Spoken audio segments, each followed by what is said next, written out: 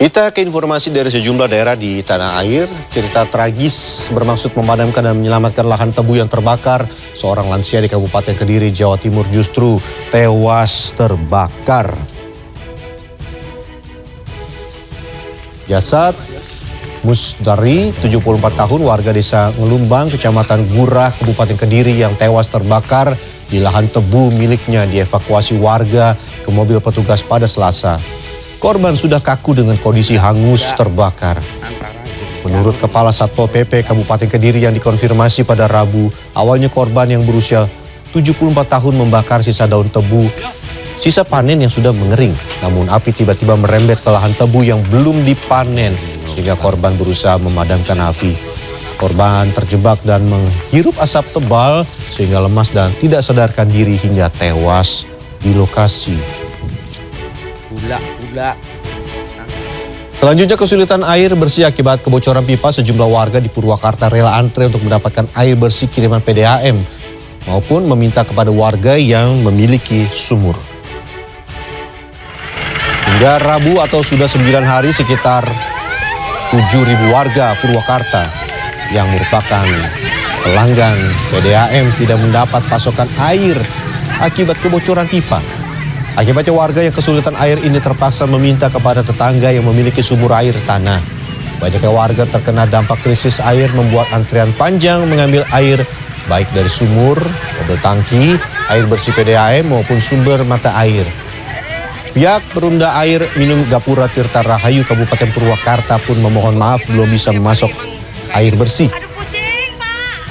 Menurut pihak PDAM, kerusakan pipa bukan faktor kesengajaan, melainkan akibat faktor alam terkena pergeseran permukaan tanah.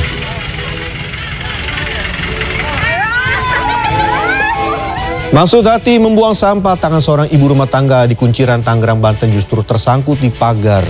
Bagian besi pagar yang menancap membuat petugas pemadam kebakaran dan tim medis turun tangan memotong bagian pagar. Dengan ekstra hati-hati, petugas Damkar Tangerang Selatan memotong bagian pagar agar bisa melepas tangan korban yang tertancap di pagar besi Selasa malam. Sebelum pagar dipotong, tim medis lebih dulu memberikan anestesi pada tangan korban. Menurut petugas, telapak tangan korban tidak sengaja tertancap pada bagian ujung pagar karena terjatuh saat hendak membuang sampah. Usai 1 jam, pagar berhasil dipotong. Selanjutnya dengan menggunakan ambulans, korban dibawa ke rumah sakit.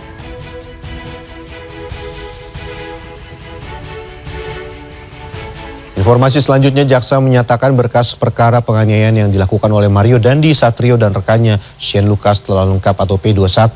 Mario Dandi dijerat pasal penganiayaan berat.